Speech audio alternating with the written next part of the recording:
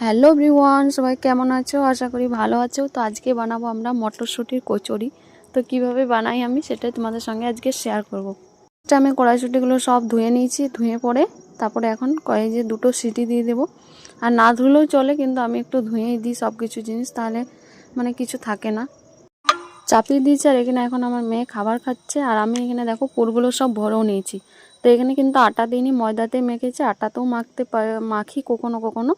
তো আমার বর বললো আজকে ময়দা দিয়ে বেলতে, কখনো ময়দা দিয়ে বেলিনি। ময়দা দিয়ে বেললে নাকি লুচিটা ভালো হয়। তো যাই হোক, এই যে এখন বেলতে শুরু করে দিয়েছি। আর তাহলে নাকি ময়দা দিয়ে বেললে পুরটা নাকি বেরোয় না। তো লুচিগুলো এখন ভাজিনি, বেলে রেখেছি। আর এখানে দেখো আজকে কড়াইশুঁটি কচুরির সাথে হয়েছে কাশ্মীরি আলুর দম। যে রেডি হয়ে গেছে, আর এখন এই যে ভাজা হচ্ছে গরম গরম। তো আজকে কেমন লাগলো রেসিপিটা তোমাদের অবশ্যই কমেন্ট করে জানাবে।